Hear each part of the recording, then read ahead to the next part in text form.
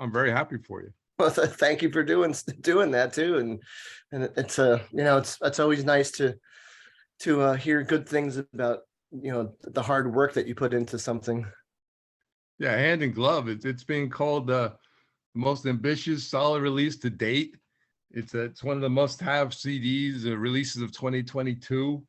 And people, and it's funny. I was just telling Christy, I was going on to a lot of the best of sites for 2022, and if you're not on it, and people are pissed that you're not there, you and Aaron aren't there, and the band isn't there as a release for Hand in Glove.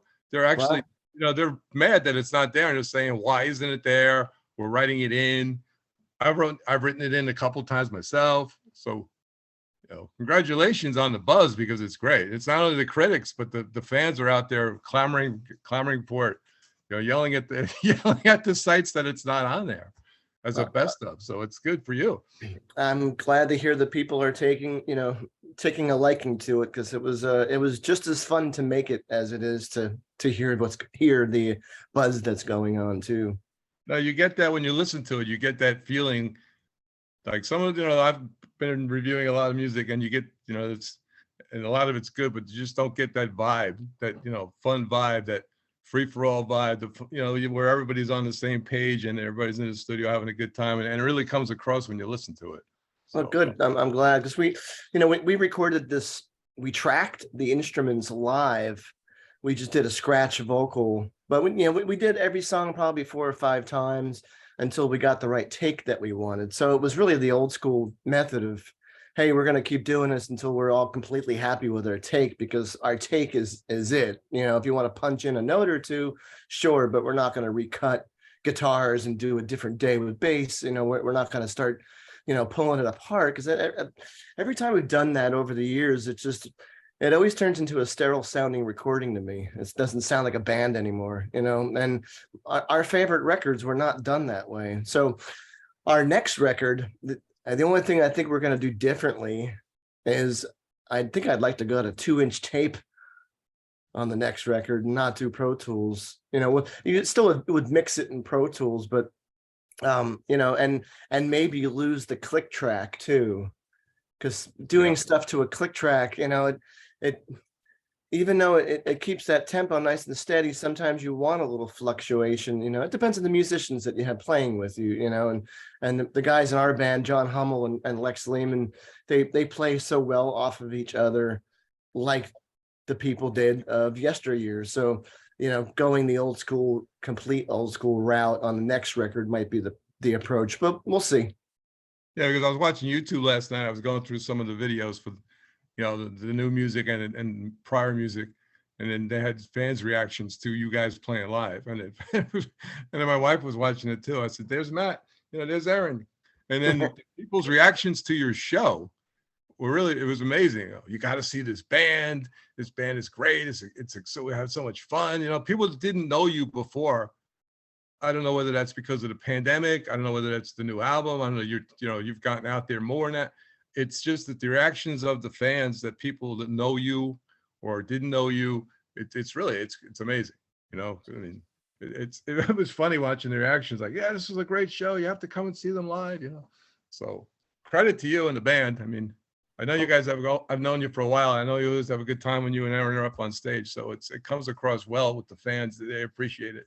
Good. I appreciate you saying that as well too, and a lot of it too is all the traveling that we've been doing, and it's not easy, and it's getting harder as we get older, for sure. Yeah, you don't have to tell me. We go back. You and I knew each other back when Nikki was running the Jersey Shore Jazz and Blues Foundation, and I met you through Chuck Lambert and Big Nancy and Bernie Browsweater. Yep. And people like that, and seeing you perform with everybody over the years, so it's been great watching your progress and watching you through all the successes that you've had. It's really amazing, and I'm very happy for you. Thank you very much. I owe it all to the people that you just mentioned. They really, gave me an education like nobody else. Yeah, I know you were very close to Nancy. I mean, many of us were, and and Bernie. Bernie was unbelievable. I mean, I know, one of the most underrated guitar players out there, but the man could play.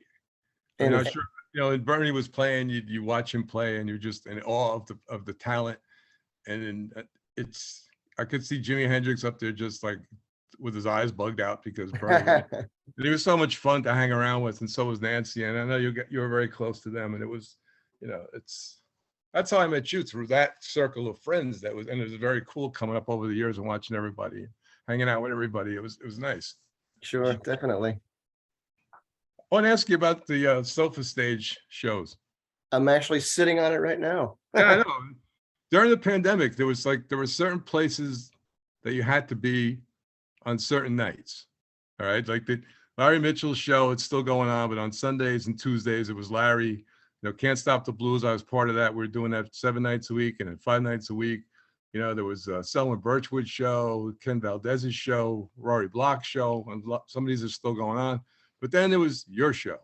You know, live from the Sofa Stage. I was going through the YouTube videos last night and showing my wife. I said, that's where I sat at the dining room table watching the show.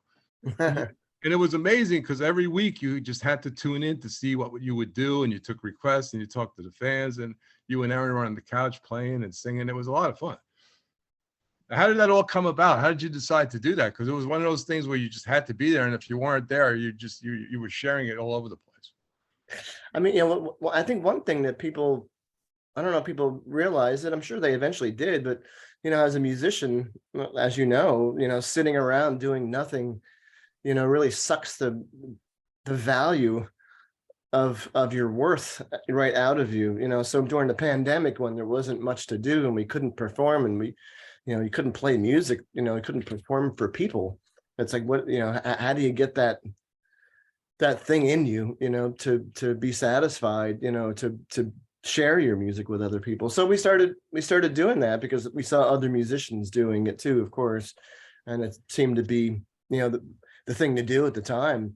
But obviously we tried to keep it fun and had, you know, the band come on a couple times and had special guests, and, you know, we were always learning songs for the week, you know, people that sent in requests, and then we would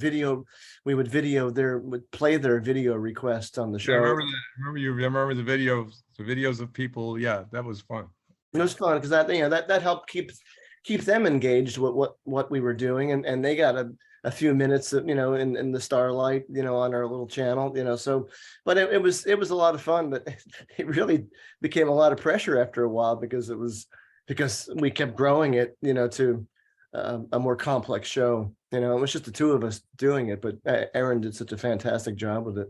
Yeah, Aaron was amazing. I mean, the two of you, what you had together, it was great. And then people just had to tune in. And because I'd be on the show, you know, watching the show and on the chat, and I'd be getting messages like, "Where are you?" You know, I had to be somewhere supposedly at a certain time, and I said, "I'm with Matt and Aaron. I'll be over when I can." You know,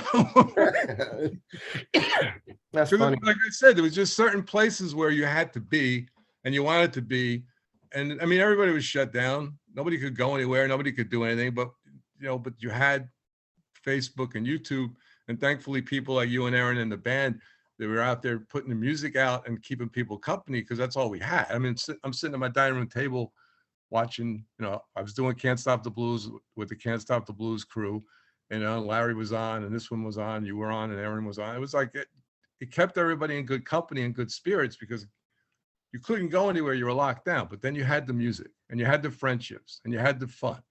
So it made it better. If it could get better, it made it somewhat better, you know, that everybody was out there doing these things and you could watch your show, and then your friends would message you like, "I'm over here," you know, and you run over to Rose's Lounge in Chicago for a while, or you'd run over to see, you know, Selwyn. Someone always did some crazy stuff, or Ken Valdez or somebody, you know, it was just fun.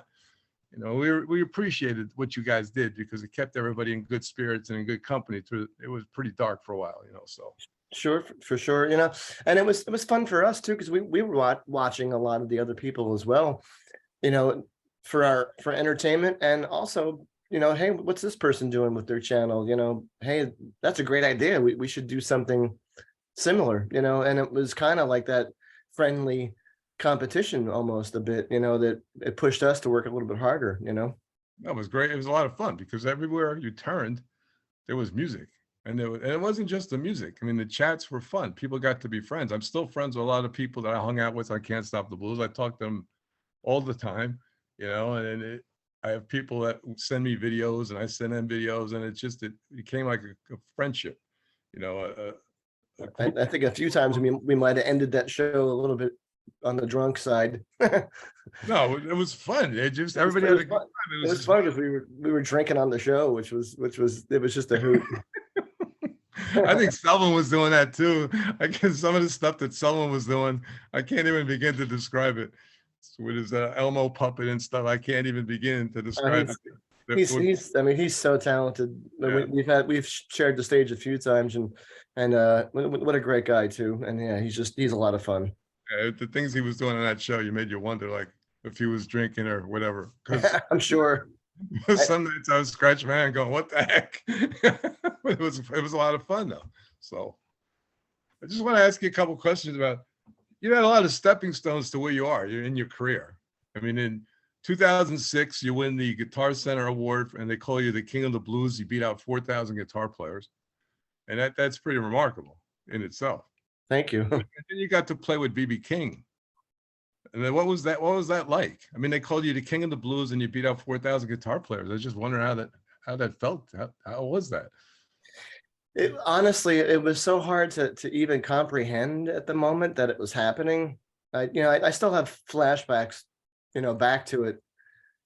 And because I remember, I think I started not feeling that well at the end of the contest because I was just so overwhelmed with, holy crap, this actually happened.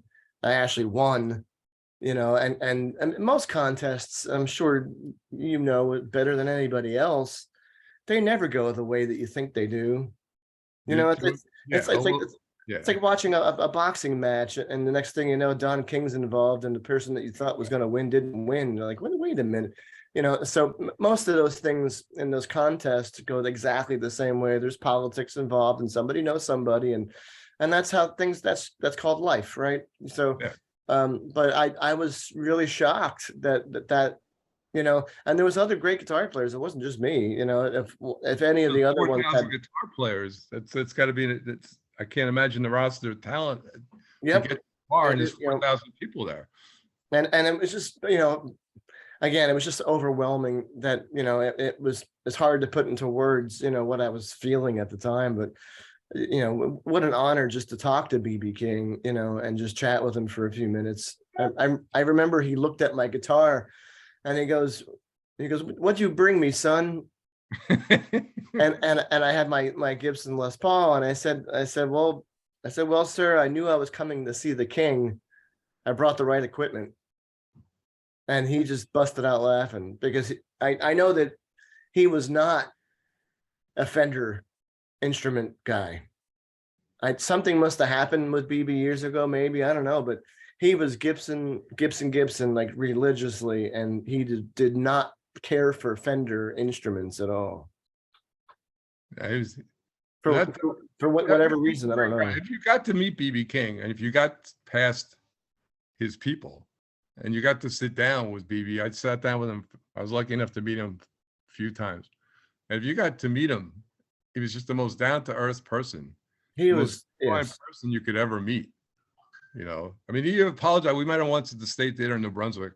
We got back to see him, and he apologized to us because he had diabetes at the time, and he said, although I just have cheese and crackers to give you guys if you're hungry. He said, I'm sorry, I have diabetes. And it's like he's apologizing for it.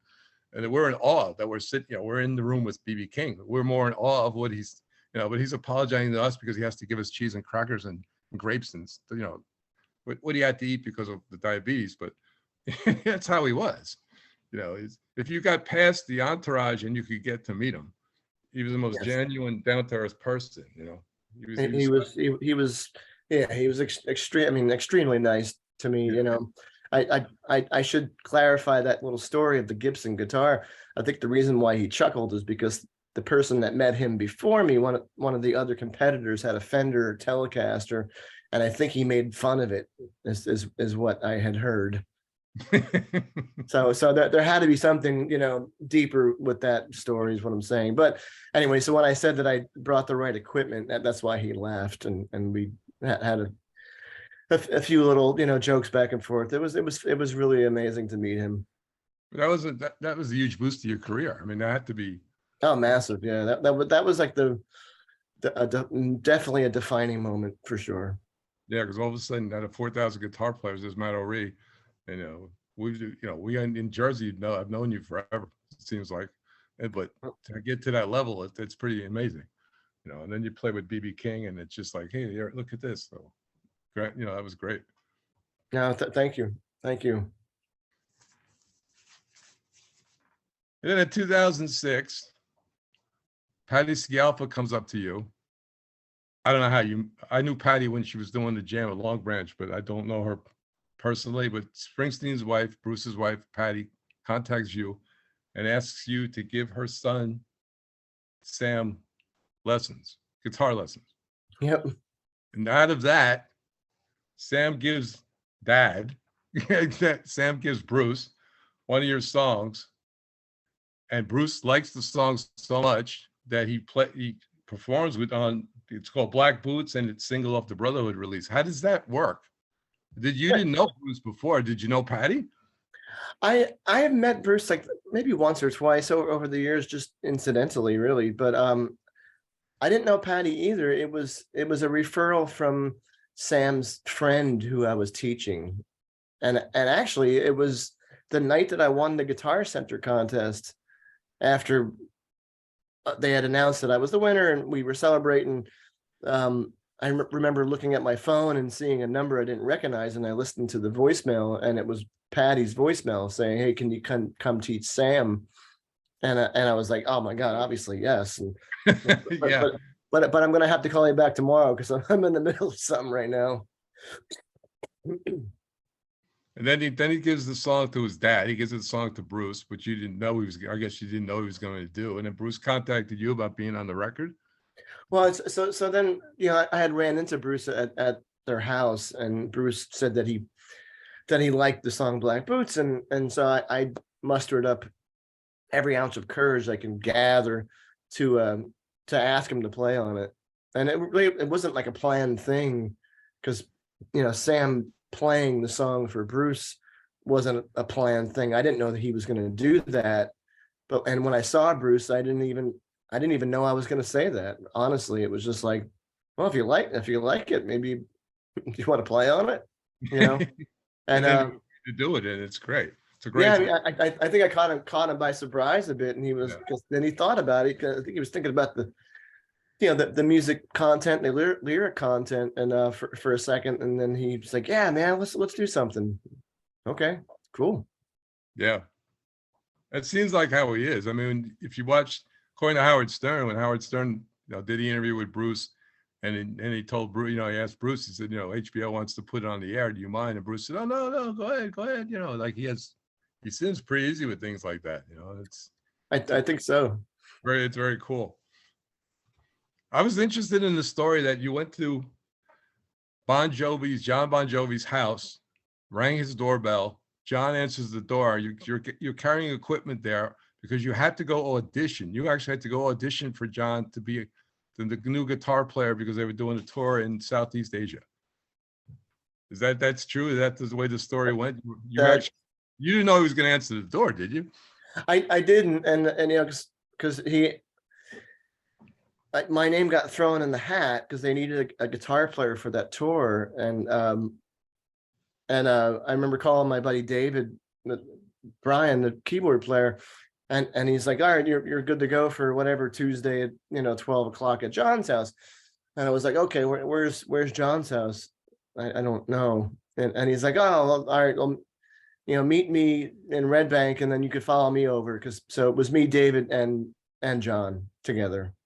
Is that the house that was on the Shrewsbury River? Yes. So yes, and I did knock on the door, and John answers, and it was like, it was just so surreal, like to finally meet him, and him answer the door, So I had all these guitars with me, and he was like, "Put all that crap back and just bring the acoustic guitar. I already know you can play. I watched your videos. We're good."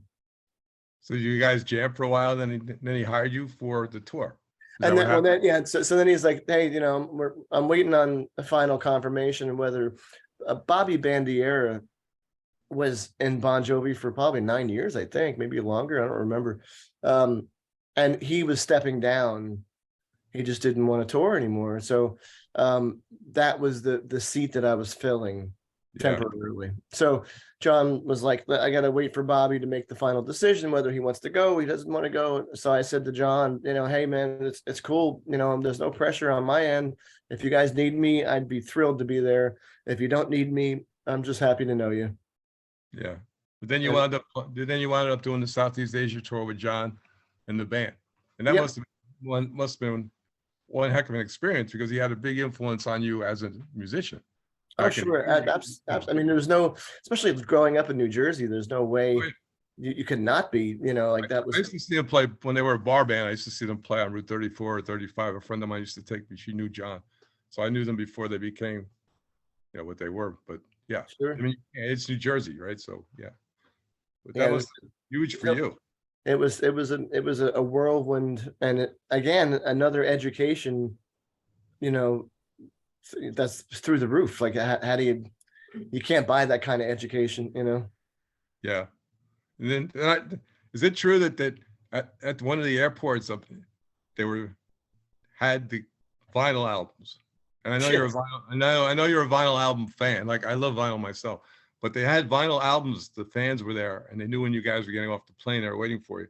And they had vinyl albums in their hands, and John and the band were signing them. And then you didn't really know, I guess, what to do. I didn't. I wouldn't know what to do either myself. It's like that they're not my records, but it was in Korea that they were waiting for, and they were so nice in Korea that the fans were just unbelievable. But yeah, they're standing there with a slippery when wet vinyl, like, and John starts signing stuff. So it was like, all right, I guess fall in line. I don't know what the etiquette here is. No one's told me. So all right, I'll put my Herbie Hancock on a record. Sure. Yeah, then you just go and sign them. Yeah. But that was surreal. And so some fan in Korea has my signature on a Bon Jovi record. No, I used to be back in the early 80s. My friends and I used to hang out in Greenwich Village on St. Mark's. And back in the day, you go to Trash Vaudeville on St. Mark's, and everybody was there or on that street, so you never knew who the heck you were going to run into. And I used to get approached, and people used to ask me if I was Rick Ocasek, because the way we were dressed and the hair and everything. And I told them no, but it got to be such a thing that I started telling them, my friends, to just say yes and make them happy. So I told them yes, and I made them happy, and I used to sign stuff with Rick's name on it. I apologize to Rick, but that's awesome. I made some people very happy though. They were screaming, then they were very happy. So hopefully your forged signature looked close. Yeah, I mean, it was pretty good. I mean, it's best I could do it back then. Then in 2006, you're playing at a show at the Wonder Bar, the iconic Wonder Bar. And the shy, pretty singer named Erin Schwul was also performing that night. She introduces herself and congratulations you on your win as King of the Blues guitar players. And then 10 years later, 2 days before Christmas in 2016, on the same Wonder Bar stage, you proposed to Erin. And you're married in 2017? Yes. Yep. We're married 5 years now. So that's another milestone. Big one. Did you know Erin before that? Did you? I did not know her before that. We met in 2006. Yeah, it was right after the Guitar Center win, and yeah, she came up to me at the bar and asked me to have a shot together. Okay, yeah. Sounds good to me. Yeah. And yeah, I mean, I was always blown away with how great of a singer she was. My God, but unfortunately for me, it took me a while to wise up to realize that she was the girl that I should marry. And then you proposed to her on the Wonder Bar stage? Yeah, and at first I thought that was like, I don't want to propose in a bar, but it kind of made so much sense because it was right before Christmas. It was 2 days before Christmas, and I kind of thought that she might have gotten the blood in the water that I was going to propose anyway, and she probably thinking on Christmas Eve or New Year's Eve. So, hey, we're playing Wonder Bar on the 23rd. It's a couple of days earlier than Christmas. Maybe this will throw her off. That's the scent, and Yeah. It made sense because that's where we met. So it worked out great. No, that's another milestone for both of you. Oh, Congratulations. no. That's very cool. Good. I got engaged. Johnny Clyde Copeland did my engagement at the Old Bay in New Brunswick. That's Johnny awesome. Johnny just got out of the hospital. He had the heart issues. It was one of the first times, and he could only play within a certain radius. And Kevin from the Old Bay had booked him, but we didn't know if he was going to be able to show up because of the condition that he was in. So it was a touch and go that week. I had the whole thing set up with Kevin, but it was touch and go that week. We were talking to Shamika, we were talking to Sandra Copeland, we were talking to, John Hahn, we were talking to all these people about what was going on. And it up until that night, we weren't sure. He had, the place was packed. They had fire marshals outside. They couldn't get any more people in the Old Bay that night. And here I am doing this proposal with my wife, with Johnny's and Kevin, and it was all arranged, but we didn't know, but I thank the Copeland family. I've been their friends for years, and I thank them for that because Johnny was very nice that night, and he was excited to do it. So you're not the only one that does crazy stuff like that. I put my wife on the spot. She had no idea what was going on. My father was there. He had no idea what was going on. It was just me and Kevin and the Copeland family that knew. So you're not the only one that does stuff like that. Good. That's awesome. It was fun. It was fun. The 2018 Click It Ticket says 15 very cool bands you must see live this year, and they throw it your way. As I checked it out, 2018, they said you were one of the 15 live bands that must be seen. Oh, that's great. I didn't even know about that. Yeah, so that's I thought that was very cool. That is great. I'm glad that, we like I said, we've been traveling a lot and touring as much as we can, and a lot of times it feels like such a thankless job because it's difficult, very difficult, and I'm glad that it is making it's we are seeing some of the fruits of the labor. Let's see, Erin has a new single out. It's called "Beautiful You." Yes, she put out a new single too was left over from her last EP, and really beautiful song. Yeah, I've heard it. It's wonderful. Is she still touring with her band, or is she just strictly with your band? Is she doing stuff on her own too, or not?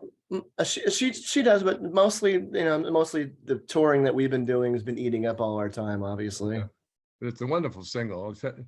I think people should check it out. It's called "Beautiful You," and it's out now. It's a wonderful song. We were playing it last night, so yeah. Awesome, thank you.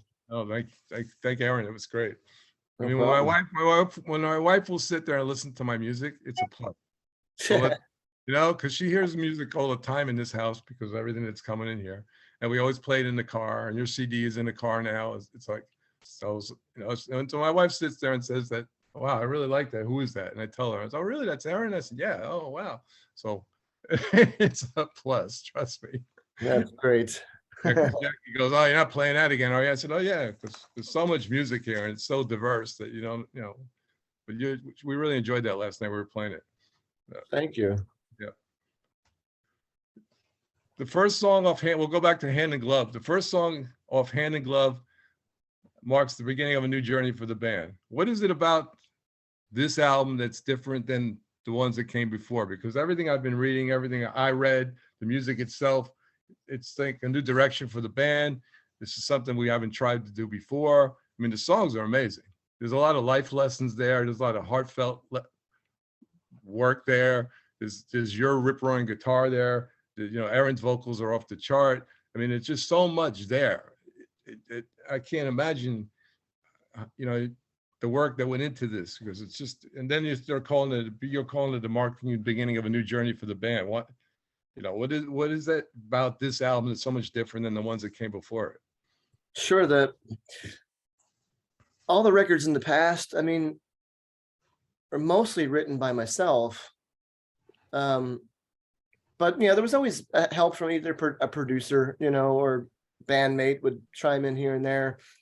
This one's different because, excuse me, because we all, as a band, wrote the songs together. So I came up with most of the guitar riffs, but lyrics, Aaron did a lot of them, melodies. Lex, our bass player, did a bunch of riffs too. John and his drum parts changed the riffs. So we really all collaborated on vocals too. Yep. And we really all collaborated on this, and we also, the four of us, produced it together. So instead of hiring an outside producer, we said, you know what? None of us have ever had a chance to make a record that we were all completely happy with. Because once you have an outside producer involved, yeah, a lot of times they bring out the best in you. But on the other side of that coin, they could bring out stuff that you didn't really like, or you got a result that you didn't like.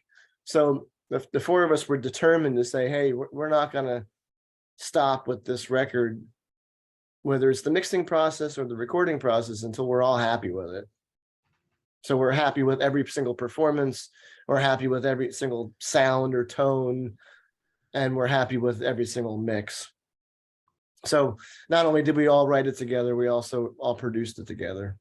And then you have songs on there where He Loves Me Anyway, which is, I've been reading critics calling it a masterpiece. Yeah. And then you and Aaron going back and forth with the vocals and the music is just amazing. So, I mean, how did songs like you have He Loves Me Anyway, Wake Up and Live, Better As I Go, Tore Up as you on guitar, just, kicking ass on guitar as you usually do. Thank you. There. But the work between you and Aaron is outstanding. It's so beautiful to see the two of you sing together like that. No, thank you. And the Tore Up is a little bit of influence from Bernie Browsweater for sure. Yeah, okay, I get that. Yeah, I could hear Bernie. It's when Bernie passed away, Nancy finished his last CD, and it was, she got the GoFundMe money and put it together, and she finished it. So, because that's what he asked her to do before he passed away. Would you finish the project that he never got to finish himself? So, yeah, I can hear Bernie's playing on that. Yeah, thank you. I can hear that. I'm glad that that He Loves Me Anyway is getting great reviews too, and They call it a masterpiece. well, that's very kind of them to say so. Between the vocals between you and Aaron, talking to each other, taking turns on the lead vocals, the love between the two of you, it's just outstanding. It's a beautiful track. Thank you very much. Then you got Better As I Go. I've been, it's like a middle finger to getting older. I guess Yeah, that's pretty much. pretty much so. Yeah. I would say so. Yeah. Yeah, I can go with that. That's one of my favorites on the record too. Yeah, I love that. That's funny because I can go along with that too. And then you got So Lonely too. So Lonely is different because Aaron's doing like a jazzy vocals, but then the music shifts back and forth. There's a lot of shifting music, on that track. It's interesting. Yeah, she hits that starlight note at the end of it too. It's incredible. Yeah, her vocals are on this album are outstanding. Of course, you're playing. You're playing. What is it with? I want to ask you. You call the band like a combination of Led Zeppelin, ZZ Top, Stevie Ray Vaughan. What are your influences? Because that's you say your band is in a combination of all those things. Then you go out and you're doing Led Zeppelin tracks. You're doing this. You're doing that. So you had a lot of influence. I mean, you can hear it all over the new album. Hand in Glove has everything on it. Sure, it's amazing. Thank you. I mean, all those people you just mentioned, absolutely. I mean, it's everybody that's contributed, of course, to the evolution of the guitar, has influenced me to some degree, of course, and of course with Aaron, all the, the singers, of Etta James and, Stevie Wonder and Ray Charles. I mean, it's like, it's, I think we finally found the new sound for the band that finally, I guess, incorporates all of them is what we were hoping. And you said about Whole Lot of Nothing. It says it's about the rock and roll love story between Aaron and me. We took a different approach with the writing process for this album and feel that this is the beginning of our story. Yep, that definitely. So I kind of said that this record's not a concept record like Dark Side of the Moon, but it does have a story to it from start to finish. Yeah, it does. That's what I was amazed by. It's not a concept record per se, but every song on it connects. It's all interconnected. Yep, and we're still hoping to press vinyl on this record, but the issue we have is that we're over the time allotment of a single vinyl record. So that means we have to do a double vinyl. and vinyl's backed up, and it's very expensive to do it right now. So we're saving up, to be able to do this. So we do have some leftover tracks that were previously recorded that we're probably going to include them on the double vinyl as bonus tracks. Wow. But there's also the thought of like, okay, well, this record tells a story. If we add more songs, is it going to change that story? I don't think so, but there's something to be said about that, I guess, too. So it's an amazing release because it's not a concept album like you said, as far as Dark Side of the Moon or some of Bruce's projects, but all the songs are interconnected.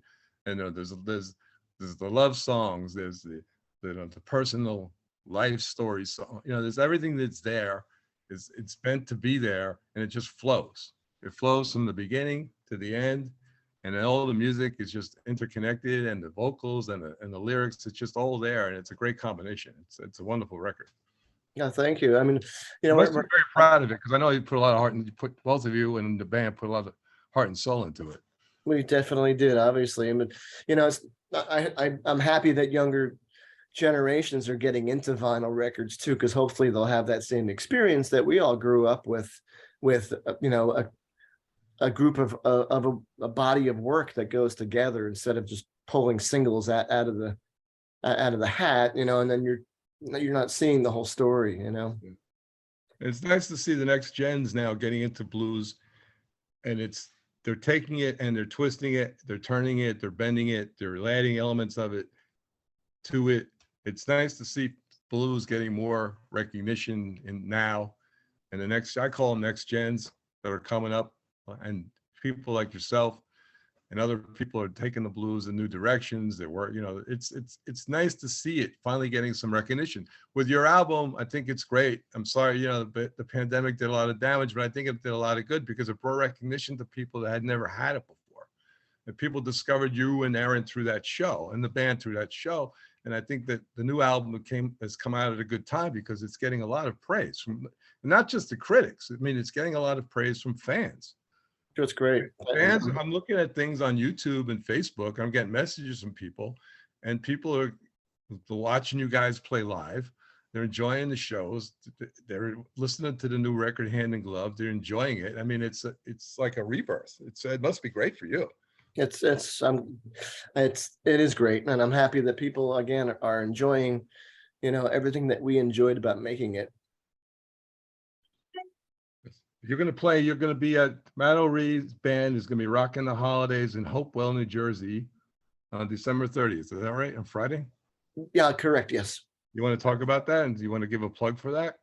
Sure. I mean, we're kind of reminiscing back to when Aaron and I got engaged. We were doing a rock and roll Christmas show at the Wonder Bar, and that's we didn't go complete Christmas, but we put a handful of Christmas songs in our show. So we're going to probably do the same approach and relive some of those memories from 2017. And where's that show going to be in Hopewell? It's the Hopewell Theater. Hopewell Theater. Yeah, which is a really great place to see a show. People can go on at the Hopewell Theater site and get tickets for that? Correct, yeah. And if you can't find information, you can find information on our website, mattoreband.com. There you go. I want to thank you for your time today. I really appreciate it. Oh, no problem. I appreciate you having me on. No, I've known you a long time, Matt, and I've seen you play in many different places with many different people. And this is a thrill for me to actually get to talk to you because I haven't seen you in a long time. So, this we traveled around, like you said before to somebody in an interview, you travel around in circles with people, but you don't always run into them. Like I've seen you play and I've seen you play with Nancy and Bernie and we know Chuck, and we know so many people. We know Billy and so many people. Paul Whistler. We know so many people out there, and we've always run into each other every now and then. But you don't get a chance to just have a conversation and say hello. So I know. Well, hopefully we get a chance to do that more often. No, it's wonderful. Thank you so much. I appreciate it. And my best to you and to Aaron. And Hand in Glove is the new release from the Matt O'Reilly Band. I definitely urge everybody to pick it up. It's on many critics' 2022 best of lists. And if it's not on the list, people are writing it in. So I urge everybody to check it out because it's an incredible release and it definitely deserves to be on the list of 2022 best releases blues rock or blues, it doesn't make any difference. It definitely should be up there. But thank you, man, for your time. We really appreciate, North Jersey Blues Society appreciates it. No problem. Thank you for having me. Christy,